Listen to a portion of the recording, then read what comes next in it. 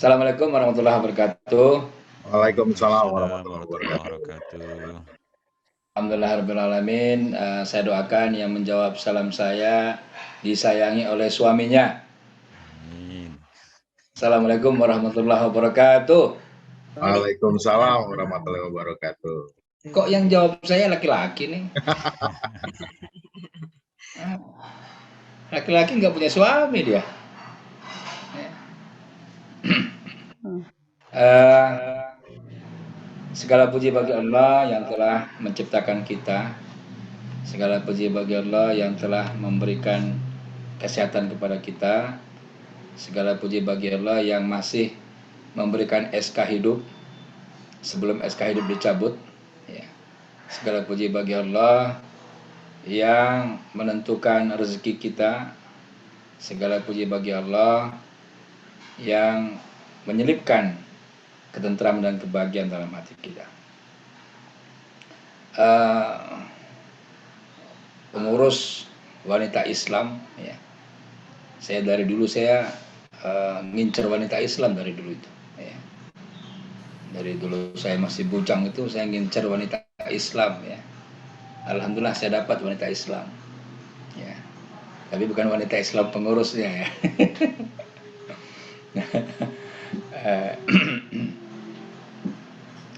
Baik, saya diminta oleh Bu Moderator, Bu Sumarti untuk menjelaskan wakaf di berbagai negara, ya. Saya beri judul Dahsyatnya Wakaf Pendidikan, ya. Udah kelihatan belum ya? Sampun, Ustaz. Sampun. Ya, Full screen belum? Belum Ustaz, tinggal di full screen kan? Iya. Oke, saya full screen ya. Siap. Ya, sudah full screen, Ustaz? Sudah full screen ya. Baik. Iya. Ya, ini dahsyatnya wakaf pendidikan. Jadi kalau kita pahami, pendidikan ini adalah kebutuhan primer, ya. Kalau dalam ekonomi konvensional, kebutuhan primer itu hanya 3, ya. Pangan, sandang, papan. Ya, siapapun yang belajar ekonomi pasti tahu tuh. Makan, pakaian, tempat tinggal. Ya. Tapi dalam Islam ditambah lagi, yaitu pendidikan. Ya, pendidikan ini adalah kebutuhan primer, ya. Kenapa? Karena Islam tidak mau umatnya itu bodoh. Islam tidak mau umatnya itu jahil. Ya. Jahil itu bukan berarti bodoh, ya. Jahil itu dia tahu itu salah tapi dia kerjain, itu namanya jahil. Ya. Jahil itu orang yang berilmu tapi akhlaknya buruk, itu namanya jahil, ya. Nah, Islam tidak mau seperti itu. Islam ingin umatnya ini itu adalah umat yang cerdas dan secara akhlaknya baik. Maka itu dunia pendidikan di dalam dunia Islam aslinya adalah gratis, ya. Tidak ada yang bayar. Ya, di tempat saya sekolah di Islamabad, ya, saya ambil master dan doktornya di sana itu sebelum 9/11, ya, itu gratis. Bahkan orang Indonesia ke sana pesawatnya dibayarin. Sampai di sana asramanya dibayarin. Kuliahnya dibayarin. Mes kantinnya pun dibayarin, ya. Tapi setelah 9/11, di mana dana-dana pendidikan semuanya di hold sama Amerika, akhirnya terpaksa kampus memungut bayaran, ya. Meskipun bayaran ketika itu sangat kecil sekali, ya. Tahun 2006 ketika saya ngambil program doktor itu biaya per semesternya hanya 4 juta rupiah kalau pakai uang kita per semester, ya. Sangat-sangat murah dibandingkan dengan di dunia manapun. Bahkan di Al-Azhar, ya, itu gratis, ya, karena dibangun dari pendidikannya. Ini yang belum mengenal saya, ya. Pendidikan saya Doktor Ekonomi Islam dari International Institute of Islamic Economics, International Islamic University Islamabad, ya, tahun 2012. Lalu tugas negara anggota Badan Wakaf Indonesia, tugas di kampus wakil direktur Sekolah Pasca Sarjana Ibnu Khaldun Bogor, dan tugas di organisasi profesi sebagai Chairman International Council of Islamic Finance Educators untuk Indonesia. Ya, jadi kita punya organisasi internasional ICV untuk Indonesia, chairman-nya saya. Saya kutip dengan satu ayat surat Al-An'am ayat 32 ya. A'udzubillahi minasyaitonirrajim. Bismillahirrahmanirrahim. Wa mal hayatud dunya illa la'ibun wa lahwun. Walad darul akhirah khairul lil ladzina yattaqun afala taqilun. Dan tidaklah kehidupan dunia ini hanyalah permainan dan senda gurau. La'ibun wa lahwun ya. La'ib ini permainan yang melenakan ya. Contoh yang paling sederhana adalah ketika kita bawa anak-anak ke pantai, seperti Bu Sumarti sekarang ada di pantai ya. Jadi kalau kita bawa anak-anak ke pantai dengan ombak yang begitu lembut gitu ya, ada pasirnya putih, maka anak-anak itu akan senang bermain pasir maupun senang bermain ombak. Ya, kita panggil pun makan dia nggak mau, asik terus sampai senja. Ya, sampai senja kita panggil ayo pulang, baru dia mau pulang. Itu pun karena sudah senja. Nah, begitulah kehidupan dunia ini. Ya, kita asik terus ya. Pengurus wanita Islam asik mengurus organisasinya. Tahu-tahu sudah 50 tahun umurnya. Tahu-tahu sudah 60 tahun umurnya ya. Kalau ibu ketua umurnya berapa ya? Bu Marfu'ah ya. Bu Sumarti, Bu Marfu'ah umurnya berapa, Bu? Marfu'ah, silakan dijawab. Kayaknya 17 tahun lebih dikit ya. Waduh, 17 sisanya Pak. Masih 17 tahun, Pak. 17 ya. Sisanya. Sweet Saya udah 17. 50 lewat Pak, udah 50 lewat insya Allah. Ya. Tapi saya lihat semangatnya baru umur 17. Nah, itu dia, Pak. Itu dia itu ya. Itu baru umur 17 ya. Jadi walaupun Semangat selalu muda. nah, itu yang penting ya. Dan memang pejuang-pejuang Islam itu begitu ya. Semangatnya melebihi daripada umurnya, usianya. Dan itulah yang membuat mereka itu terus fight ya. Terus berjuang. Jenderal Sudirman misalnya, walaupun sakit tapi terus gerilya ya. Terus gerilya. Yang belum menonton film Jenderal Sudirman, saya sarankan untuk menonton ya. Tontonlah sampai selesai ya filmnya Jenderal Sudirman supaya kita tahu betul apa makna perjuangan yang sesungguhnya ya. Kenapa? Karena orang-orang yang berjuang dengan sesungguhnya kita akan tahu dan kita akan lihat dengan berjalannya waktu ya. Orang-orang itu akan istiqomah ya. Tapi sebaliknya ada juga beberapa daripada pengikutnya Sudirman ketika itu berkhianat ya. Bahkan salah satu anggotanya itu menunjukkan kepada Belanda di mana tempat persembunyian Sudirman ketika itu. Ya, syukur alhamdulillah Allah menutup mata orang Belanda itu. Ya, padahal Sudirman ada di situ tapi orang Belanda itu tidak melihat. Ya, bahkan dia marah, dia sudah ambil pistol mau membunuh Sudirman, tapi ketika ditunjukkan ini Sudirman, orang Belanda bilang, "Mana Sudirman? Saya tidak melihat." Ya, karena Allah tutup matanya. Marah orang Belanda itu, kamu bohong kepada saya. Akhirnya yang ditembak yang berkhianat itu sama Belanda. Ya, padahal Sudirman ada di situ. Ya. Itulah pertolongan-pertolongan Allah ya ketika sudah situasi genting ya tidak bisa lagi terhindarkan, Allah memberikan jalan keluarnya. Allah memberikan pertolongan-pertolongannya. Ya. Makanya Nasrul minallah itu dekat sebenarnya bagi orang yang bertawakal kepada Allah Subhanahu Wa Taala. Laibun walahwun, senda gurau saja ya. Jadi permainan itu ya singkat saja ya. Kalau umur umat Nabi Muhammad itu kan amar ummati ma baina sitin ila sab'ain ya, antara 60 sampai 70 tahun saja. Jadi yang udah 60 siap-siap nih ya. Yang udah 60 siap-siap karena memang begitu ya, 60 sampai 70 tahun. Sedikit yang udah 70 tahun sedikit. Tapi ada ya, tapi sedikit.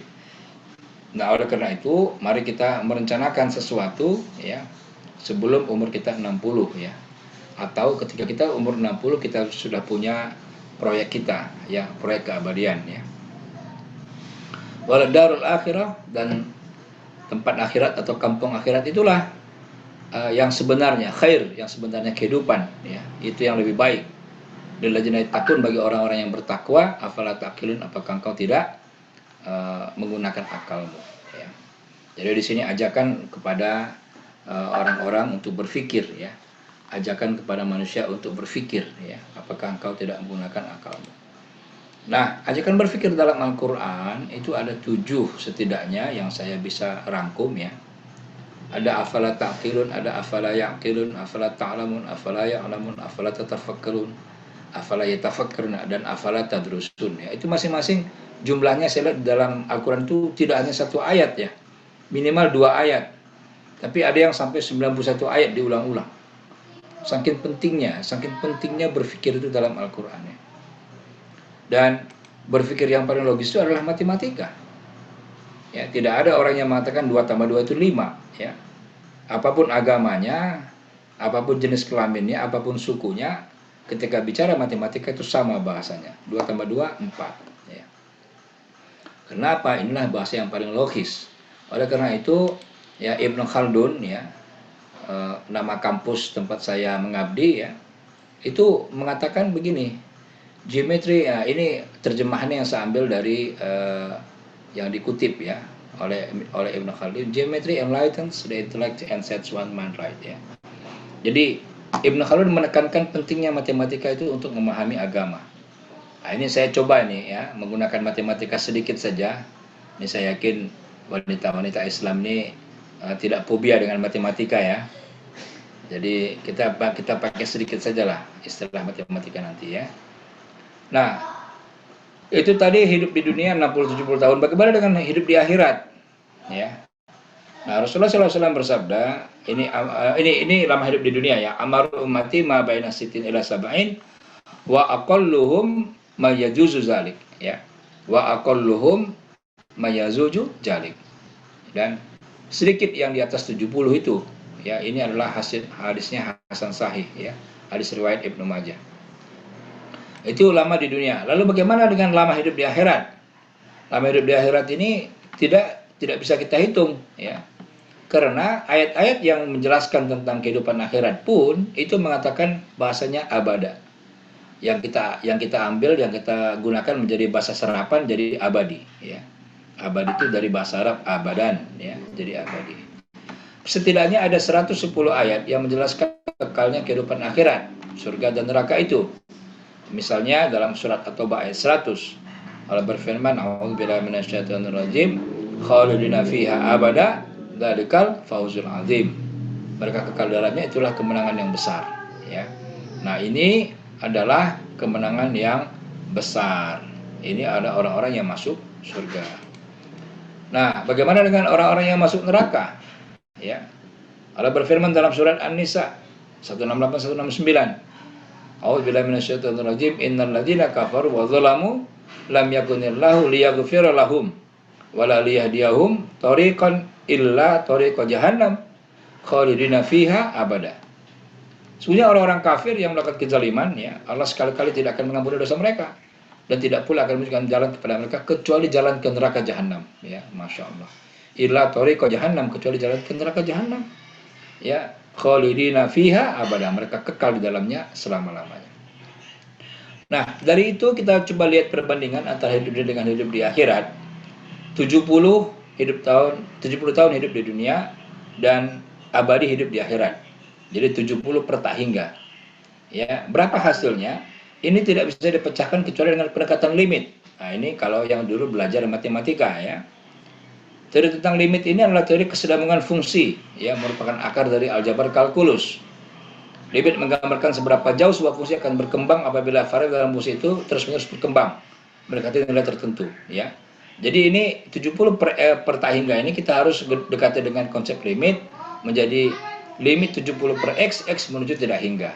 Ya, jadi artinya apabila x ini angkanya menuju tidak hingga 1000, 1 juta, 10 juta, 1 miliar, 10 miliar, maka hasilnya kira-kira berapa, ya. Jadi limit 70 per x menuju tak hingga. Ada yang tahu hasilnya? Ada guru matematika di sini? Ayo, wanita Islam nih. Ini kalau kalian jawab, saya nggak akan teruskan nih. Ayo. Ayo jawab. Ayo Bunda, nanti dapat door prize dari Ustadz Hendri yang bisa menjawab.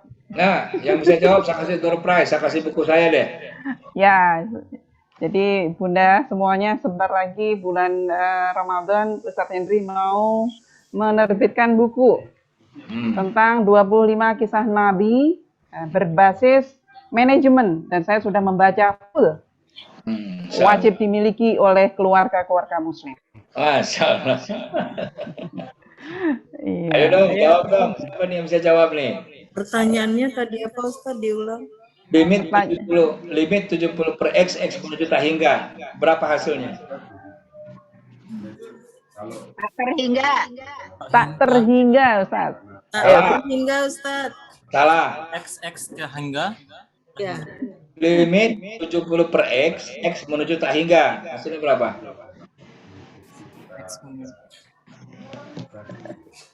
Yang ini yang di slide saya nih. Hasilnya berapa?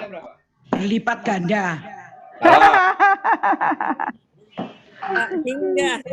Masa nggak ada guru matematika di sini? Ayo. Atau ibu-ibu yang masih ingat dulu pelajaran matematika. Ini matematika dasar ini. Lupa. Ustaz, itu X-nya kan tak hingga. Iya, limit 70 per X menuju tak hingga. Hasilnya berapa? Satu Ustaz. Salah. Salah. Ustaz, saya tahu itu. Hasilnya tak hingga juga. Salah. Tak hingga Ustaz. Salah. Udah salah ngotot lagi. Nggak bisa dihitung banyak. Salah. Hasilnya 0 kan? Hasilnya 0, 100. Masya Allah. Jadi saya dapat nilai A statistik. Ya. Jadi para wanita Islam, para akhwat yang insya Allah dimuliakan oleh Allah Subhanahu Wa Taala, perbandingan hidup kita di dunia dengan di akhirat itu 0, ya. Artinya apa? Kehidupan di dunia dibandingkan dengan akhirat hampir tidak ada artinya, mendekati 0, ya. Jadi kita nggak bisa bandingkan 70 tahun dengan keabadian, nggak ada apa-apanya 70 tahun dengan keabadian, ya. Inilah makna Al-An'am ayat 32 itu, ya. Jadi kita harus apa? Tujuan kita hidup ini untuk akhirat, bukan untuk dunia. Itu yang banyak orang keliru, dan setan itu senang banget dia, ya. Dunia yang jadikan tujuan sama setan gitu loh. Bahkan yang paling berbahaya, ya, perilakunya adalah akhirat tapi tujuannya dunia gitu. Ya, itu yang paling berbahaya. Ya. Orang yang selalu menjual-jual ayat-ayat misalnya. Orang yang selalu menjual-jual amal-amal akhirat tapi tujuannya adalah dunia. Itu yang paling berbahaya. Ya. Nah, jadi kalau kita hidup, bagaimana caranya kita? Tujuan kita adalah akhirat. Al-Qasas ayat 77, ya. Jadi kita harus menciptakan visi hidup kita itu akhirat. Misi kita itu akhirat, ya. Nah, cuman dunia ini apa? Wala tansa nasibaka minad dunya. Itu bahasa Al-Qur'annya. Jangan kau lupakan kehidupanmu di dunia, ya. Jadi dunia tetap kita jangan sampai kita lupakan. Apa konsekuensinya? Konsekuensinya adalah jadikan akhirat sebagai tujuan, dunia tidak dilupakan, ya. Dan lakukan amal yang umurnya abadi, yaitu wakaf, ya. Lakukan amal yang umurnya itu abadi, umurnya tidak hingga tadi. Lakukan amal yang umurnya tidak hingga, apa itu? Wakaf, ya. Nah, dalam hadis riwayat Muslim, idza mata ibnul adam in qata amalahu ila min salas. Ya, apabila meninggal dunia anak Adam putus semua amalnya kecuali 3 hal, yaitu apa? Min sedekatin jariyah, sedekah jariyah. Yang kedua apa? Ilmu yang tafa'u bi, ilmu yang dimanfaatkan. Yang ketiga apa? Waladun sholih yata'ulah, anak soleh yang mendoakan kedua orang tua. Dan ternyata ketiga-tiga ini itu bisa bersatu dalam dunia pendidikan. Kita berwakaf untuk pendidikan, kita dapat sedekah jariyah. Dengan pendidikan maka anak-anak dapat ilmu yang bermanfaat dengan pendidikan yang baik. Lalu dengan ilmu yang bermanfaat mereka menjadi anak yang soleh. Subhanallah. Ya, jadi kawan-kawan yang bergerak di bidang pendidikan berbahagialah karena ketiga-tiga ini itu bisa tercapai dalam dunia pendidikan. Ya. Nah, apa gimana contoh kekuatan wakaf dalam dunia pendidikan? Saya ambil contoh di Mesir, Universitas Al-Azhar Kairo di Mesir. Di sini ada yang alumni Kairo? Wanita Islam ada yang alumni Kairo di ruangan Zoom ini?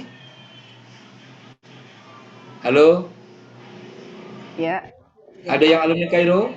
silakan raise hand yang alumni Kairo atau anaknya ada di Kairo, boleh. Atau anaknya ada di Kairo? Ya. Ya. Jadi Adik ada lulusan Kairo. dia ada lulusan. Alhamdulillah. Jazakallah Bunda Jani. Nah, jadi kalau kita lihat Kairo ini ya, ini kekuatan wakaf yang real hari ini dalam dunia pendidikan ya. Al-Azhar telah lama menjalankan konsep wakaf produktif melalui kebun-kebun kurma yang luas. Jadi untuk membiayai operasional universitas, itu Al-Azhar punya kebun kurma yang sangat-sangat luas. Dari situ dia cukup untuk membiayai universitas. Dan kalau kita lihat sejarah, ini namanya Al-Azhar ini itu adalah dari dinasti Fatimiyah.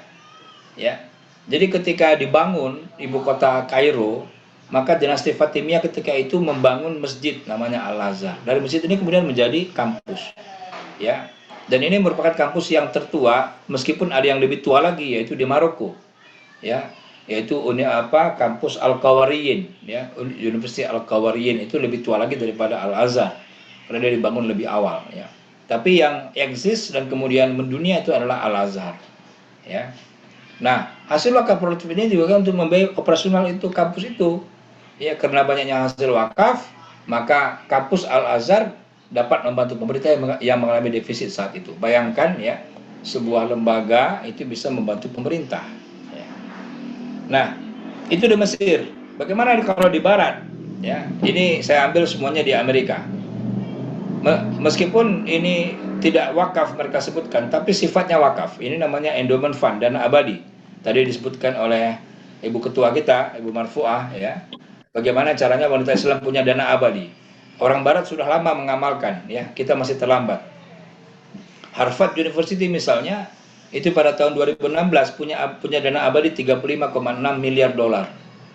Ya, ini kalau kita rupiahkan dikali 15.000 lah atau dikali 14.000. Ya. Dikali 10.000 aja sudah 356 triliun, ya. Ini kira-kira 500 triliun lebih. Ya, itu harta dana abadi Harvard, ya. Yale University 20,7 miliar dolar. Princeton University 12,8 miliar dolar. Stanford University 12,7 miliar dolar. Massachusetts MIT 10,8 miliar dolar, ya. Itu 5 kampus terbesar di Amerika yang memiliki dana abadi. Ya. Alhamdulillah saya punya kesempatan berbicara dengan salah satu orang MIT, ya. Jadi pada tahun 2018 saya ke Eropa, saya ke Belanda, dan saya pakai Qatar Airways ya ketika itu. Dan ternyata di sebelah saya itu ada orang bule dari Jakarta, transit di Doha, dari Jakarta ke Doha, sebelah saya ada orang bule. Saya ajak ngobrol, ya. Ternyata dia ada orang MIT. Nah, tahu saya dia orang MIT, saya gali tentang dana abadinya. Dan ternyata luar biasa ya MIT itu. Jadi mereka setiap tahun mengumpulkan alumninya, dan dalam pertemuan itu, alumni gathering itu, mereka mendoktrin ya, bahwasanya Anda sekarang sukses karena MIT gitu ya. Anda sukses karena pengaruh MIT. Nah, sekarang bantulah MIT gitu. Jadi mereka langsung minta mereka berdonasi. Ya, jadi cerita dia itu, cerita bule yang teman saya satu pesawat itu, dia cerita dalam 1 tahun ya, ada orang yang setiap tahun, alumni nih, ada alumni yang setiap tahun itu mewakafkan hartanya 1 juta dolar setiap tahun kepada MIT. Subhanallah ya. Itu kan uangnya banyak banget tuh. Ya 15 miliar ya kalau uang rupiah kita, 14 miliar ya uang rupiah kita. 1 tahun, per tahun dia kasih. Subhanallah ya. Nah, seandainya misalkan kita dengan nanti wanita Islam menjadi nazir wakaf uang ya. Diurus saja ini Bu Marfuah. Nanti kontak nanti biar saya kasih nomor staf saya untuk mengurusnya ya, supaya bisa menjadi nazir wakaf uang. kita bisa bayangkan ya berapa nanti yang bisa dipungut. Tadi saya dengar laporannya 1,5 juta orang ya anggota daripada wanita Islam. Saya nggak ambil banyak-banyak, Rp1.000 saja berwakaf 1 bulan. Ya, maka akan dapat terkumpul berapa tuh? 1,5 miliar dalam sebulan. Itu Rp1.000 saja wakafnya sebulan loh, bukan sehari. Ya. Nah, jadi ini adalah potensi yang luar biasa. Ya. Jadi di Amerika tadi di Mesir, di Amerika misalnya mereka sudah lakukan itu. Dan untuk apa endowment fund itu? Dari hasil daripada wakaf itu, dari hasil daripada pengolahan dana abadi itu mereka berikan beasiswa kepada mahasiswa. Dan ini akan menurunkan tuition fee. Jadi sebagian daripada biaya kuliah itu bisa sangat-sangat murah. Ya, bahkan ada yang beasiswa full yang mereka berikan. Lalu yang kedua, mereka menggaji profesor dengan gaji yang tinggi dan menarik. Ya, sehingga profesor terbaik dari seluruh dunia akan datang mengajar di situ, ya. Siapa yang tidak mau ketika seorang profesor digaji sebulan 100 juta misalnya, ya, atau 500 juta misalnya, pasti orang pergi, ya. Apalagi di negara-negara di mana gaji guru sangat rendah, ya, di mana gaji dosen sangat rendah, pasti mereka pergi, ya. Itu biasanya di Asia, Afrika itu biasanya gaji dosen dan guru itu rendah, mereka akan pergi ketika ditawarkan dengan gaji yang sangat besar. Nah, yang ketiga, memperbaiki fasilitas universitas seperti ruang kuliah, laboratorium, perpustakaan dan lain-lain, ya. Bahkan dalam perbincangan saya di pesawat itu, dia cerita ada namanya di MIT itu Abdul Latif Laboratorium, ya. Kaget juga saya, di Amerika, di Massachusetts, di MIT ada nama Abdul Latif gitu ya. Kenapa saya tanya, kenapa namanya Abdul Latif Laboratorium? Ya, karena yang berwakaf, yang menyumbang itu namanya Abdul Latif. Jadi diabadikan, ya. Jadi laboratoriumnya dikasih nama Abdul Latif Laboratorium. Jadi mereka sudah sangat-sangat menghargai orang-orang yang berdonasi, ya, sehingga bekas donasinya itu mereka sebut dengan namanya. Ya. Diinvestasikan hasilnya, lalu total asetnya tidak tergerus inflasi, ya, karena mereka menghasilkan terus, dan hasil investasinya digunakan untuk diinvestasikan lagi dan sebagian digunakan untuk biaya pendidikan. Jadi tidak semua hasilnya digunakan untuk biaya pendidikan. Misalnya hasilnya 100, 50 untuk biaya pendidikan, 50 lagi untuk reinvestasi, sehingga dana abadinya terus berkembang, ya.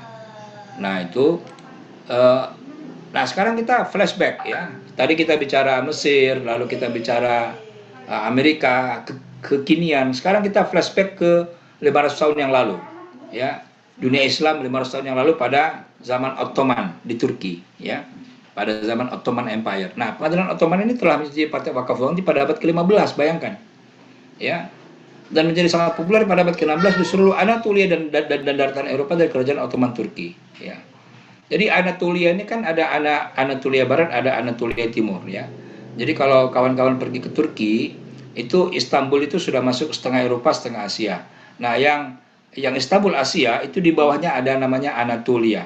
Anatolia itu ada barat, ada timur, ya. Itu kalau kita dari barat ke timur itu bisa 20 jam, 24 jam kita naik bus itu non-stop, ya, saking panjangnya, ya, saking luasnya. Dan ini kita lihat di situ luar biasa. Praktek wakaf itu sangat luar biasa, ya. Saya sengaja 10 hari keliling-keliling Turki tahun lalu, ya, sebelum Covid, melihat langsung dari jarak dekat, ya. Saya dari Anatolia Barat, saya pergi ke Anatolia Timur. Itu sangat luar biasa, ya, praktek wakaf yang mereka kembangkan. Nah, pada zaman Ottoman Empire ini wakaf uang dipraktekkan hampir 300 tahun, ya, dimulai pada tahun 1555 sampai 1823 Masehi, dan lebih dari 20% wakaf uang di Bursa Selatan Istanbul telah bertahan lebih daripada 100 tahun. Nah, saya sengaja juga datang ke kota Bursa ini, ya. Saya sengaja datang ke kota Bursa, kemudian menginap di salah satu hotel di kota Bursa ini untuk melihat geliat daripada wakaf di Bursa itu. Ya, malamnya saya dengan istri ngopi di salah satu alun-alun di kota Bursa dan melihat, ya, geliat-geliat wakaf di sana. Sangat luar biasa, ya. Jadi ini adalah contoh peradaban yang sangat yang sangat maju dan masih ada sampai sekarang, ya. Bekas-bekasnya masih ada sampai sekarang. Nah, dalam pengolahannya hanya 9% wakaf uang yang tidak bertambah, sementara bisa bertambah. Masya Allah, ya. Jadi luar biasa. Dari nazir wakaf uang di sana itu 81% itu baik, ya, berjalan bagus. Hanya 9% yang tidak baik, ya, wajar lah, ya. Jadi tidak 100% wakaf uangnya itu berhasil ya. Nah, dalam penelitiannya Profesor Murad ya pada tahun 98 menyimpulkan bahwa wakaf uang yang berhasil menghasilkan dana pendidikan, kesehatan dan kegiatan lainnya yang harus ditanggung oleh negara dan pemerintah setempat ya. Jadi ketika itu memang pengadilan Ottoman Turki Ottoman itu sudah sangat luar biasa dan itu bisa meringankan beban daripada pemerintahnya. Nah, seperti apa praktek wakaf uang di Turki ketika itu? Ini contohnya saja ya. Pada bulan Safar 1513 Masehi, ya El-Haq Sulaiman, ini salah seorang orang kaya di sana ketika itu mewakafkan 70.000 dirham perak. Ya. Apakah semuanya digunakan untuk pendidikan, untuk membangun sekolah? Tidak. Dari 70.000 dirham ini yang digunakan untuk bangun sekolah hanya 40.000 dirham. Jadi masih ada sisa 30.000 dirham. Untuk apa itu? Itu untuk digunakan usaha, modal bisnis gitu loh. Ya. Jadi yang namanya wakaf ya itu enggak semua dihabiskan untuk bangunan ya. Harus ada disisakan untuk apa? Untuk usaha yang membiayai operasional bangunan itu. Nah, dari hasil yang diinvestasikan ini itu perinciannya seperti ini ya. Gaji guru 3 dirham per hari, asisten 1 dirham per hari, qori 1 dirham per hari, nazir 2 dirham setiap harinya. Ini ya. Jadi tinggal sebulan aja, sebulan berapa ya, tinggal dikalikan saja gitu. Tapi itu jelas dari hasil ini itu dibayar untuk guru-gurunya adalah seperti itu ya. Nah, jadi wakaf masa depan melihat praktek wakaf yang sudah sangat maju 454 tahun yang lalu ya, rasanya tidak berlebihan kalau kedepannya kita bangkitkan lagi wakaf untuk pendidikan yang dulu pernah ada. Jadi wakaf pendidikan ini bukan baru ya, para kawan-kawan semua di wanita Islam. Bukan hal yang ini kita buat baru, bukan. Wakaf pendidikan ini dulu pernah ada dan pernah jaya gitu. Cuman sekarang tenggelam. Ya, maka itu orang Minang menyebutnya membangkit batang tarandam. Ya. Ada orang Minang di sini? Halo? Ada orang Minang di sini? Banyak Ustadz.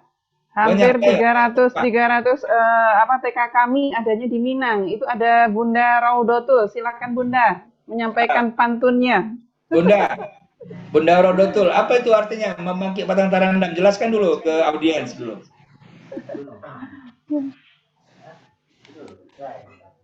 Iya. Halo. Halo, Bunda Raudotul sudah ini, Bunda Ot? Halo? Ada nggak? Ya, ini ada Bunda Inel, silakan yang dari Sumatera Barat. Penggemar kita Sumatera Barat banyak. Ada? Halo? Wah. Ini mana ini kok? Ya. Membangkit batang tarandam itu adalah membangkitkan kembali marwah atau kehormatan yang telah lama terpendam karena suatu keadaan. Ya. Nah, jadi untuk lebih detail tentang wakaf, saya tulis ini buku yang saya publish tahun lalu ya. Ini penerbitnya Gramedia Group. Judulnya Ekonomi dan Keuangan Syariah Isu-isu Kontemporer. Ya, ini ada 13 topik tentang wakaf ya. Nanti bagi yang penasaran silahkan cari ya di mana-mana terserah. Ini ada bacaan yang menarik tentang wakaf. Di sini ada 13 topik. Barangkali itu yang bisa saya sampaikan. Mudah-mudahan tidak lewat 30 menit. Saya kembalikan kepada Ibu Moderator. Assalamualaikum warahmatullahi wabarakatuh. Waalaikumsalam warahmatullahi wabarakatuh. Jazakallah Ustaz.